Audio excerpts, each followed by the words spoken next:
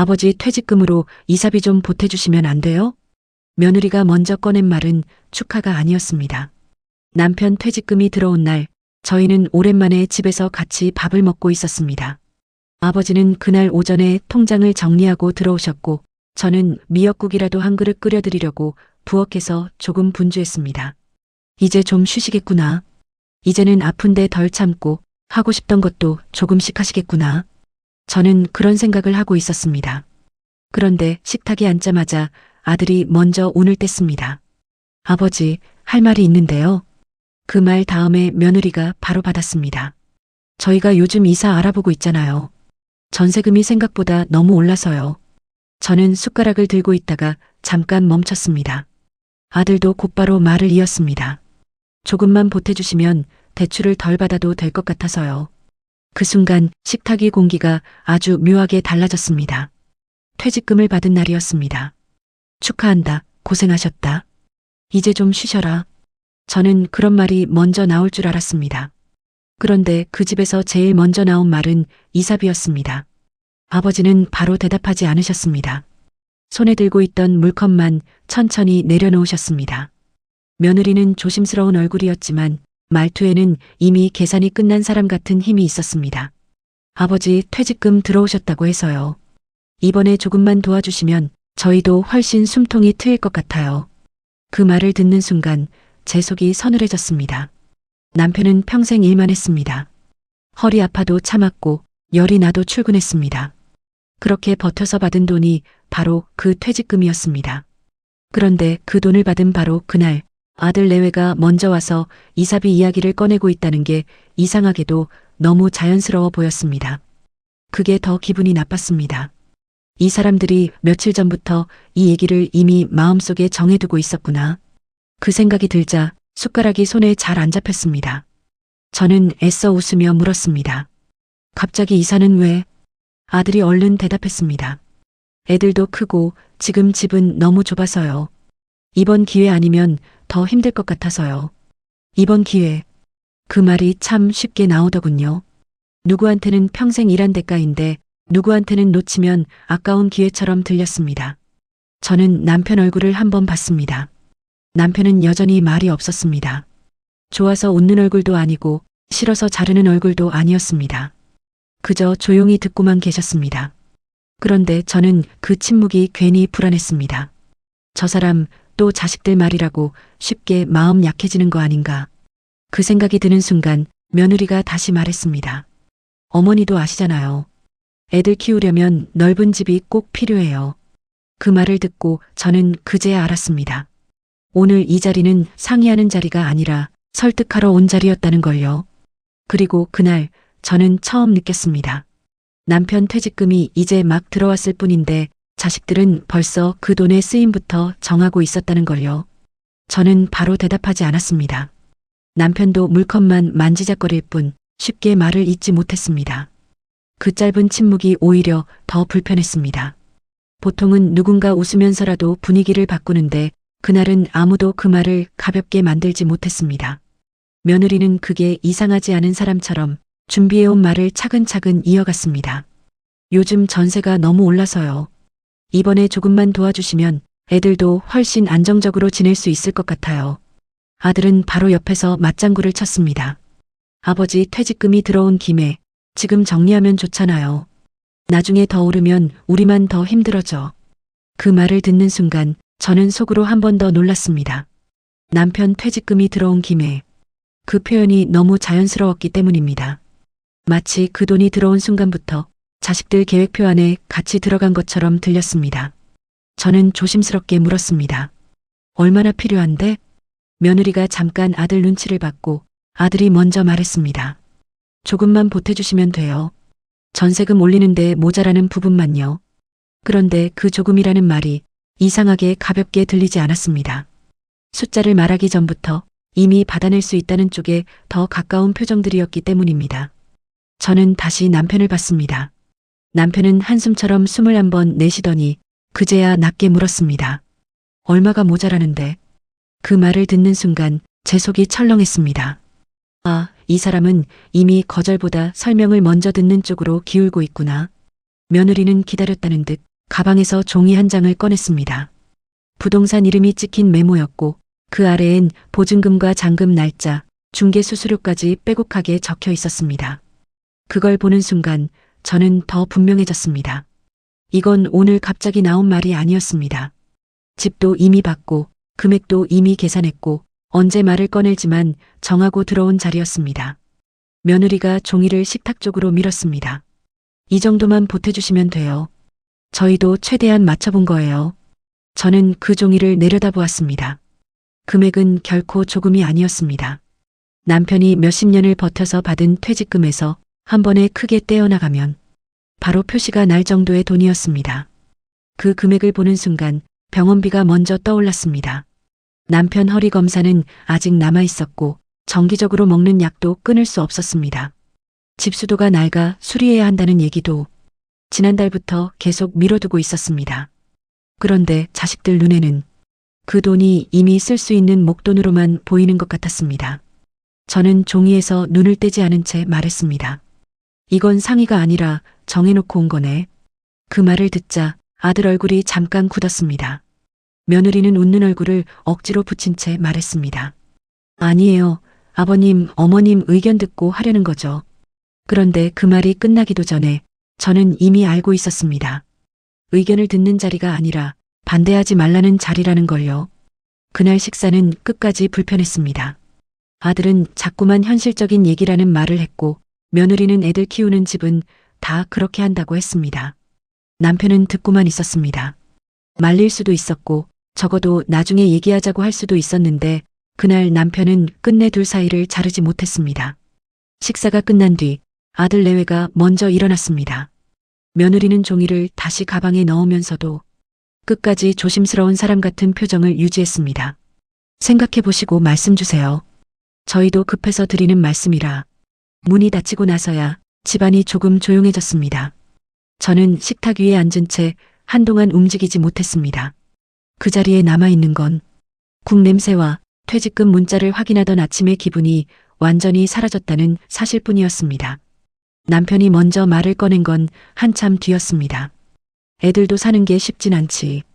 저는 그 말을 듣고 천천히 남편을 돌아봤습니다. 남편은 제 눈을 제대로 보지 못했습니다. 그러니까 저 말은 자식들 편을 들겠다는 말은 아니었지만 그렇다고 딱 잘라 거절하겠다는 뜻도 아니었습니다. 저는 낮게 물었습니다. 그래서 줄 생각이야? 남편은 바로 대답하지 않았습니다. 손으로 밥상 끝만 천천히 만지다가 작게 말했습니다.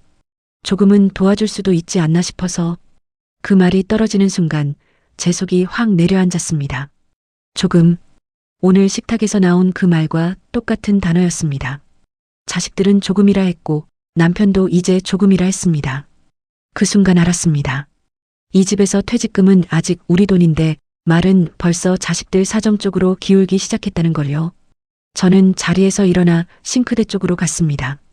설거지를 하려는 건 아니었습니다. 그냥 그 자리에 더 앉아 있으면 제 표정이 먼저 무너질 것 같았기 때문입니다. 수도꼭지를 틀어놓고도 한참 컵 하나를 잡고만 있었습니다. 남편이 뒤에서 조용히 말했습니다. 너무 단번에 자르진 말자. 애들이 기대하고 온 것 같더라.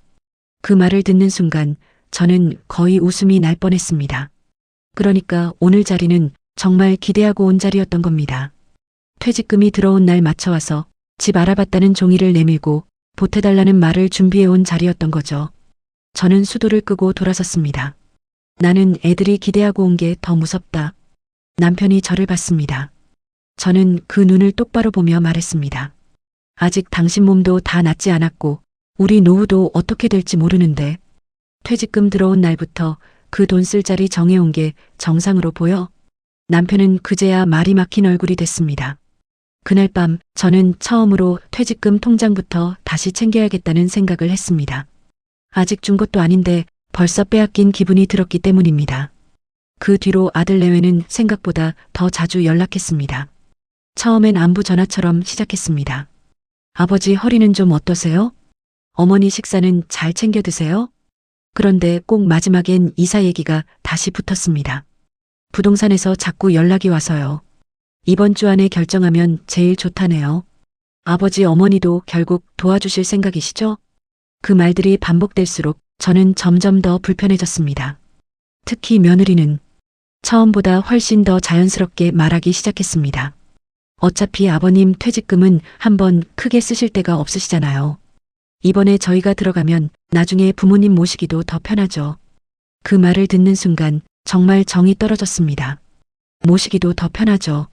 도와달라는 말도 아니고 마치 자기들이 먼저 큰 그림을 그리고 우릴 그 안에 끼워 넣는 사람처럼 들렸기 때문입니다. 저는 짧게 말했습니다. 그건 나중 일이지. 며느리는 곧바로 웃으며 받았습니다. 그래도 미리 준비하는 게 좋으니까요. 자식들은 이미 준비를 끝낸 상태였고 남은 건 우리 쪽 대답뿐인 것 같았습니다. 남편은 그 말을 들을 때마다 표정이 점점 흐려졌습니다. 처음엔 그냥 듣고만 있었는데 며칠 지나자 먼저 말을 꺼내기 시작했습니다. 애들 전세금이 꽤 부족한 모양이더라. 조금 도와주면 한숨 돌릴 수 있겠지. 저는 그때마다 한 가지씩만 되물었습니다.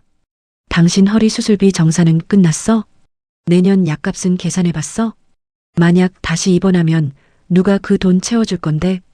남편은 매번 바로 대답하지 못했습니다.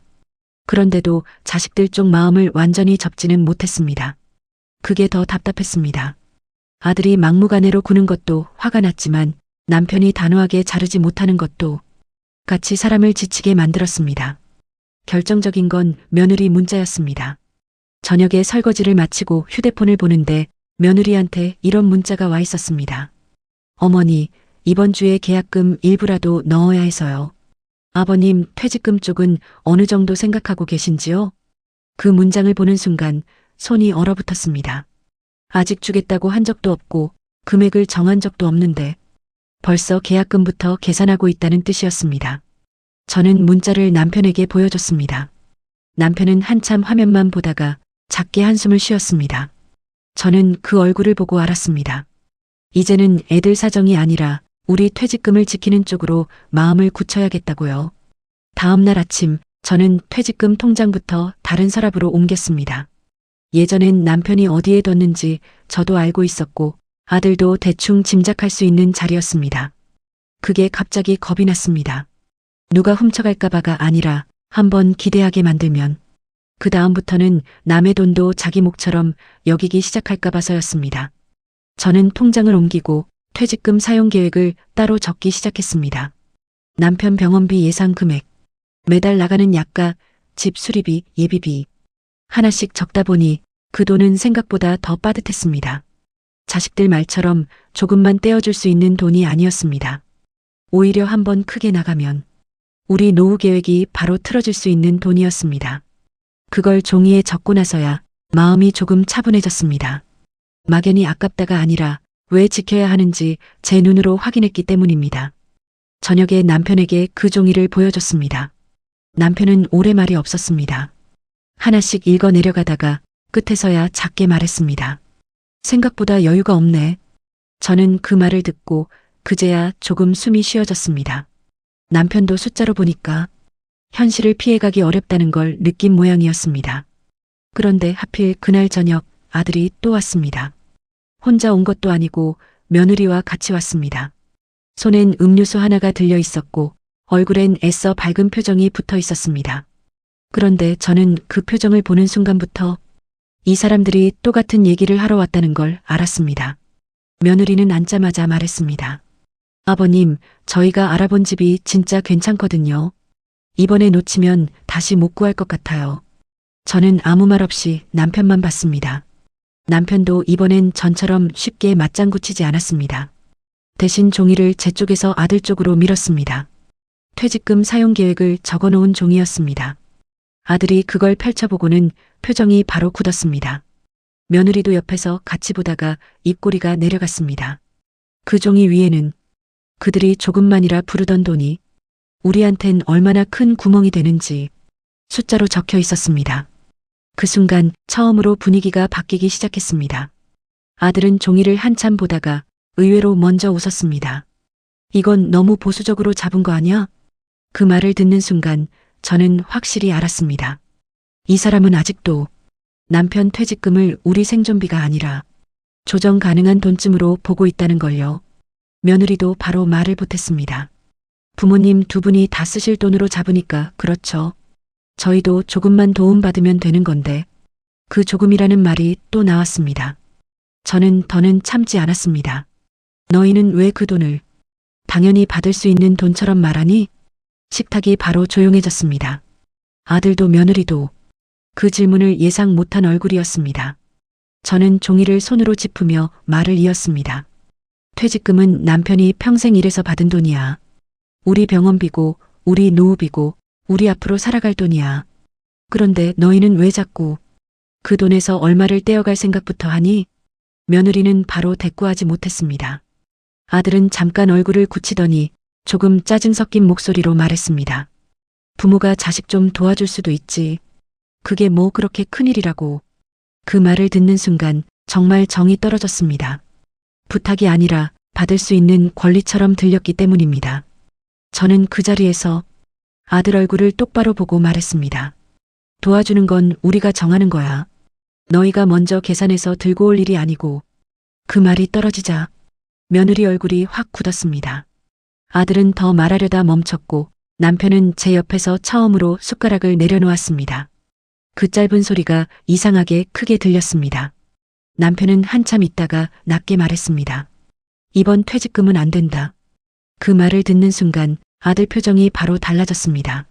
며느리는 끝내 웃는 얼굴을 못 지었습니다. 그날 식탁에서 처음으로 누가 정하는지 분명해졌습니다. 아들은 바로 일어나지 않았습니다. 오히려 그 자리에 앉은 채 전보다 더 낮은 목소리로 말했습니다. 그렇게까지 선 그을 필요 있어? 우리가 남도 아닌데. 저는 그 말을 듣고 정말 헛웃음이 났습니다. 남이 아니니까 더 선이 필요한 거였습니다. 남이라면 처음부터 남편 퇴직금 받은 날 맞춰와서 이사비부터 꺼내진 않았을 테니까요. 며느리도 그제야 입을 열었습니다. 어머니, 저희도 급하니까 그랬죠. 이렇게까지 기분 나쁘실 줄은 몰랐어요. 그 말이 더 기가 막혔습니다. 기분이 나쁜 게 아니었습니다. 내 돈도 아닌데 남의 계획 안에 먼저 넣어둔 그 태도가 문제였던 겁니다. 저는 조용히 말했습니다. 급한 건 너희 사정이고 그걸 왜 우리 퇴직금으로 막을 생각부터 하니? 아들은 그 말에 대답하지 못했습니다. 남편은 여전히 말이 없었지만 이번엔 침묵이 달랐습니다. 전처럼 애매하게 듣고 있는 침묵이 아니라 이미 마음을 정한 사람의 침묵이었습니다. 한참 뒤 아들이 자리에서 일어났습니다. 며느리도 따라 일어났습니다. 둘 다 얼굴이 굳어 있었습니다. 저는 붙잡지 않았습니다. 문이 닫히기 직전에 아들이 뒤돌아보지도 않고 말했습니다. 알겠어. 우리 알아서 할게. 그 말이 떨어지고 문이 닫히자 집안이 아주 조용해졌습니다. 저는 그제야 크게 숨을 내쉬었습니다. 남편이 옆에서 작게 말했습니다. 내 말이 맞았다. 저는 바로 대답하지 않았습니다. 맞고 틀리고의 문제가 아니라 이 자리까지 오기 전에 이미 너무 많은 말을 참고 있었다는 생각이 들었기 때문입니다. 남편은 한참 뒤에야 다시 말했습니다. 돈보다 태도가 더 무섭더라. 그 말을 듣는 순간 저도 그제야 마음이 조금 풀렸습니다. 그래, 바로 그거였다고 생각했습니다. 돈이 아까운 게 아니라 우리 퇴직금이 들어온 날 자식들이 제일 먼저 꺼낸 말이 이사비였다는 사실이 제일 서늘했던 거라고요. 그 뒤로 아들 내외는 한동안 이사 얘기를 꺼내지 않았습니다. 연락이 끊긴 건 아니었지만 예전처럼 자연스럽게 돈 얘기부터 하지도 않았습니다. 남편도 그 일 이후로 퇴직금 통장을 다시 제게 맡겼습니다. 저는 그 통장을 예전보다 더 깊은 서랍에 넣었습니다. 숨기려고가 아니라 이제는 그 돈의 자리를 우리 둘이 먼저 정해야 한다는 걸 분명히 알았기 때문입니다. 며칠 뒤 남편과 저는 병원 진료를 다녀왔습니다. 약값과 검사비를 계산하고 나오는데 이상하게 마음이 덜 무거웠습니다. 그 돈이 아깝지 않아서가 아니라 적어도 필요한데 먼저 쓰이고 있다는 생각이 들었기 때문입니다. 집에 돌아와 남편이 먼저 말을 꺼냈습니다. 차라리 그날 바로 잘랐으니 다행이다. 한 번 주기 시작하면 다음엔 더 쉽게 말했을 거다. 저는 그 말을 듣고 고개를 끄덕였습니다. 정말 그랬을 겁니다. 한 번 조금만이 통하면 다음엔 잔금, 그 다음엔 가전, 그 다음엔 아이방까지 끝없이 이어졌을지도 모릅니다. 그래서 저는 그날 식탁이 지금도 다행이라고 생각합니다. 어색했고 불편했고 속도 상했지만 적어도 그 자리에서 끊어냈으니까요. 그 후로 아들이 가끔 와도 퇴직금 얘기는 더 이상 하지 못했습니다. 대신 정말 필요한 일이 있으면 먼저 사정을 설명하고 도와달라기 전에 우리 뜻부터 물었습니다. 늦었지만 그게 맞는 순서였습니다. 그날 이후 퇴직금은 그대로였지만 달라진 건 돈보다 마음이었습니다. 이제는 그 돈이 누구 계획에 먼저 들어갈지부터 걱정하지 않아도 됐으니까요.